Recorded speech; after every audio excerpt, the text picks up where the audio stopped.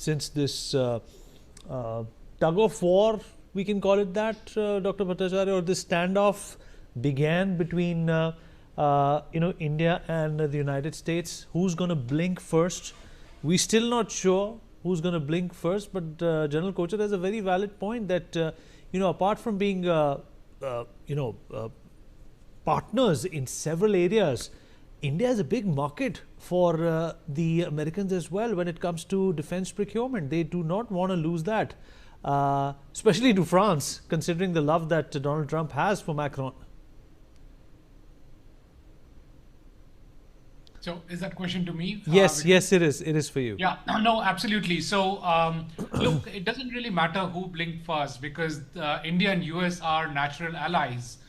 And it's important because, if you look at the size of the India-US trade economy, to put a perspective, it's more than half the total GDP of Pakistan, just the trade between US and India. So it's critical for India, let's not undermine that, and it's critical for the US. So it's extremely important that we got this back on track.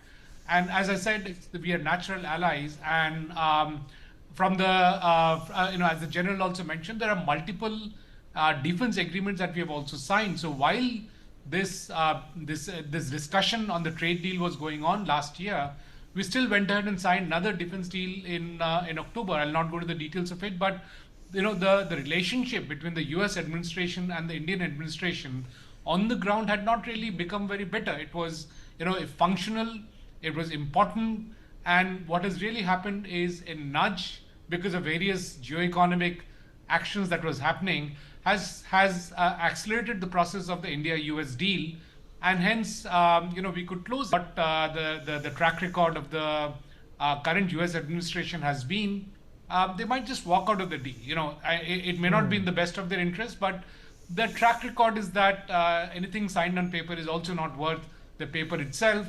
But at least it's a movement forward. At least we get some semblance of rule-based engagements, and again, as the General mentioned, at least the markets are cheering. You have a good point. You have a good point, Dr. Bhattacharya. If they can think of walking out of NATO, if they can think of walking out of WHO, then what is this FTA between India and the United States?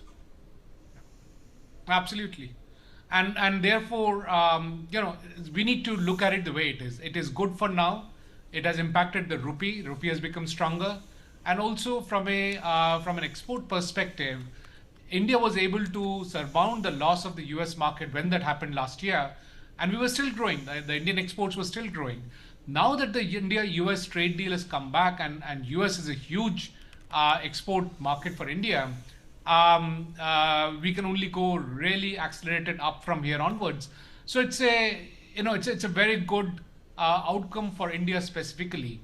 For US also, given the dimensions of geopolitics, of strategy, of Quad, of supply chain resilience. Right. Let me also bring in Mrs. Sachdev into this conversation. We have a paucity of time. Mrs. Sachdev, all right, all this is transactional. All this is really good that there is going to be trade. But what about the people-to-people connection?